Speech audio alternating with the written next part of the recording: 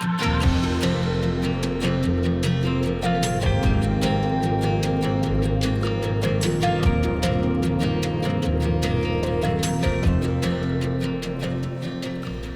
and thanks for joining us for step 23. Wow, we are halfway through my journey. Yes, and if you've been tracking with us in step 1, congratulations. You may remember that in step 14, the will, the chooser, we learned about the power of our will and that whatever we agree to with our will has power in our life. Yes, in this step, we talk about some common ways the enemy gets us to use our will against ourselves, including strongholds, inner vows, and judgments. Yes, these are the weapons the devil uses against us, and we can learn how to fight back or even take an offensive approach rather than defensive. 2 Corinthians 10:3-5 says, "We are human, but we don't wage war as humans do. We use God's mighty weapons, not worldly weapons, to knock down the strongholds of human reasoning and to destroy false arguments. We destroy every proud obstacle that keeps people from knowing God. We capture their rebellious thoughts and teach them to obey Christ."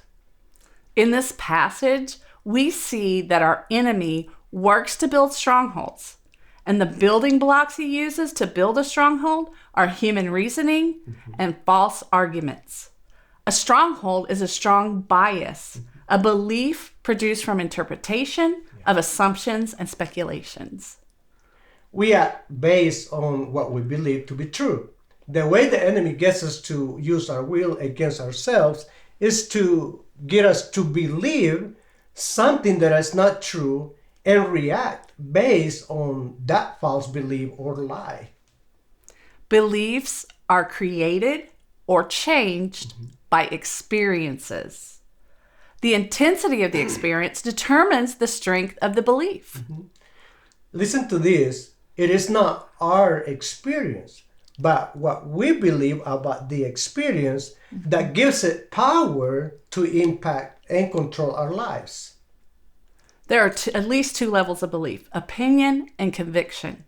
Opinions are mostly determined by thoughts in the mind connected with a lower level emotional charge, while convictions are strongholds of belief in the heart, created by our interpretation of experiences connected with intense emotion. I'm going to repeat that. Convictions are strongholds of belief in the heart, created by our interpretation of experiences connected with intense emotion. That's powerful. Thoughts reside in your head and you can put language to them, while beliefs reside in your heart and you often don't even know you have them. So, which do you think is easier to change, a thought or a belief? That's a good question. If you believe the idea or thought in your mind that the Bible is true when it says that God will provide for all your needs according to his riches and glory, but when you're low on money and the rent is due, you become very worried and anxious, then your emotions are indicating what you really believe in your heart. Maybe your past experience of lack and the negative emotions connected to those experiences created a belief in your heart that is actually opposite of what you know to be true in your head. Thoughts can be transitory. They pass through the mind without lingering. But with the building blocks of reasoning, assumption, and speculation, a bias, a belief based on our interpretation of assumptions and speculations can be built from thoughts. Verse 4 of 2 Corinthians 10 in the New Living Translation says, "We destroy every proud obstacle that keeps people from knowing God." Strongholds are obstacles. Listen to this. Strongholds are obstacles that keep us from knowing truth. Yeah, and there are obstacles that we may not even see or recognize, but they're actually preventing us from knowing the truth and causing us to make decisions and be governed by the lies or false beliefs in our heart. So what do we mean by experience creates belief? Well, for example, think about a young man whose mother cheats on his dad, and he's the one to discover the indiscretion. In that experience of intense emotional pain, a lie could be planted in his heart that women can't be trusted. So now, when his girlfriend is a little extra friendly with guys at church, he feels deeply pain and betrayed. His girlfriend's actions today is hitting a place of pain that was never dealt with. And so he reacts somewhat irrationally to his girlfriend's action because he's responding to two levels of pain. Yes, what's happening today and what happened in the past. It's fine for him to confront his girlfriend for any ways she may truly be out of line, but it's not fair that she has to pay for what his mom did in the past. If the young man gets mad at his girlfriend for innocently talking to another guy at church, his emotions could be revealing a lie or something in his heart that is hidden that he doesn't know A about. stronghold. The enemy's strategy is to come in moments of intense emotional pain, fear, anxiety, and try to control and manipulate the story we are telling ourselves about the meaning of our experience. Yeah, he waits for traumatic moments when we are more vulnerable and receptive to believing the lying thoughts and make an incorrect interpretation, which results in a false belief or a stronghold being firmly established in our heart. Experiences create an opportunity for you to believe something. Whoever is controlling the ideas, thoughts, and messages that help you interpret the meaning of an experience is the one with the power to shape your decisions. And we respond to our belief with action. Core lies are like the rudder of a ship, unseen, but guiding our entire life, the ways we think and the decisions that we make.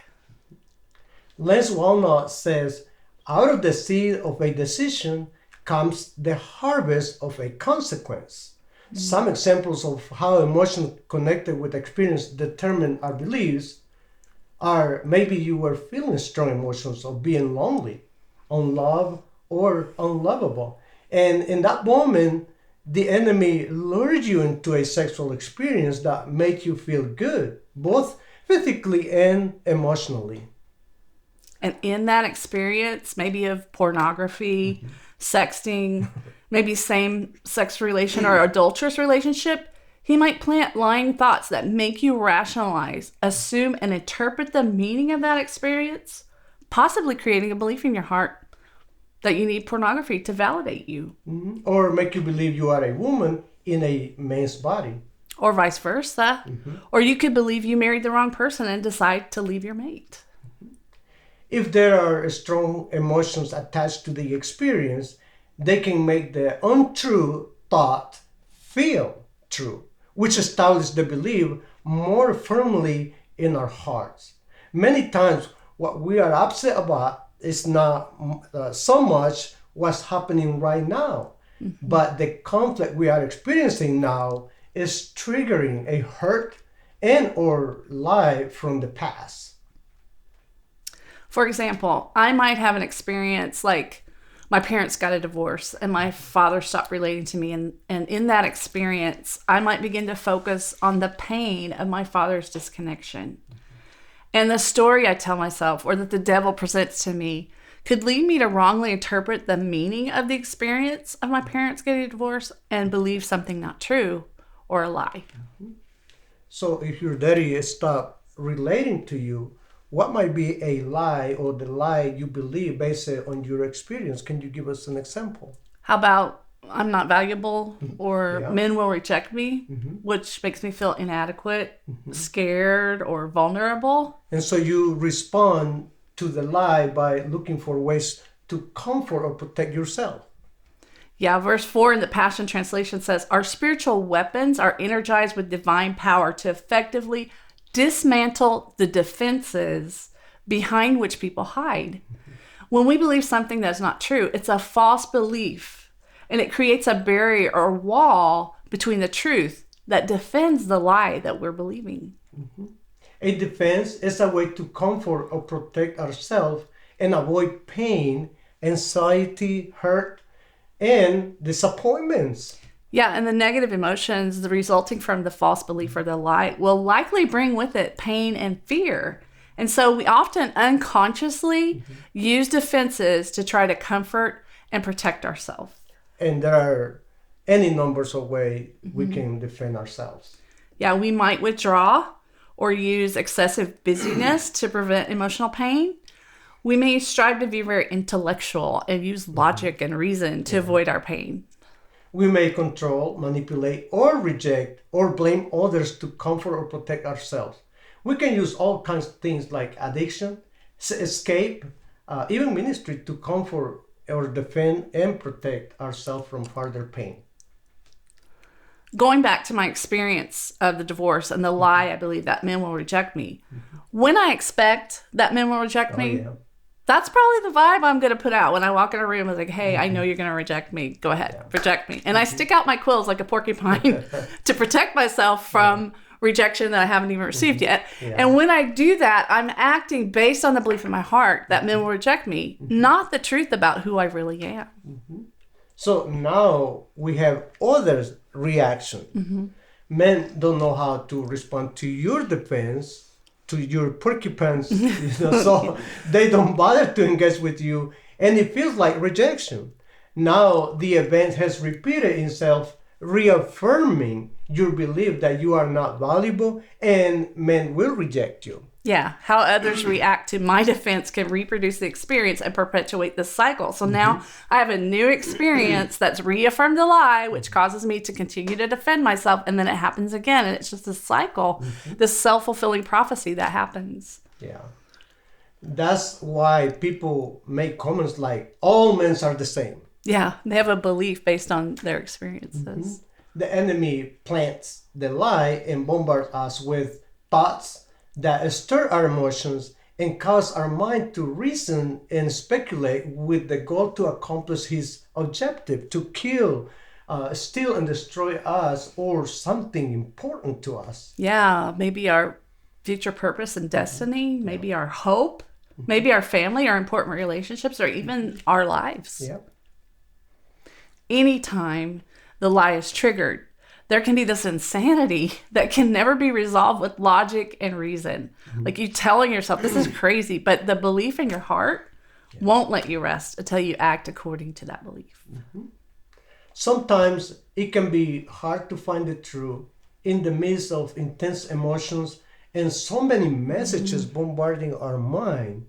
In Acts 21:34, we see a soldier being confused among the midst of all the voices, and it says, some shouted one thing and some others. Since he couldn't find out the truth in all the uproar and confusion, he ordered that Paul be taken to the fortress or the stronghold. He was confused. He don't know what to do. Yeah. Truth is not just an accurate set of facts. The devil will try to twist truth by presenting you facts and convincing you to interpret those facts incorrectly. Just because the facts are true doesn't mean your interpretation of the facts are true. Jesus is the truth, and the Holy Spirit is the Spirit of truth. So truth must include God's perspective on the facts. That's right. That's why it is important to always be open to the possibility that the way we see something, your interpretation or what you believe to be true may not be actually true. Yeah, be willing to ask yourself and others, what if that's not true? And then ask God, what's the truth? How do you see these circumstances? God, what is your perspective on this experience? Whoever knows about how beliefs can create strongholds in our heart, they will have power to manipulate and control us by influencing our interpretation of experiences. If you long for change in your life, but are tossed to and fro by every wrongly interpreted experience, that it may be time to anchor yourself in the truth that will set you free. As Ephesians 4:14 says, then we will no longer be immature like children. We won't be tossed and blown about by every wind of new teaching. We will not be influenced when people try to trick us with lies so clever they sound like the truth. The activation below the appetizer video on step 23 of my journey will walk you through this process of allowing God to reveal truth that will destroy lies. Yeah, you might want to bookmark it or make a note of it in your journal and use it as a guide anytime your thoughts and emotions are spinning out of control. And be sure and join us in the next portion where we will talk more about strongholds and pray a powerful prayer that will set us free from strongholds. Amen.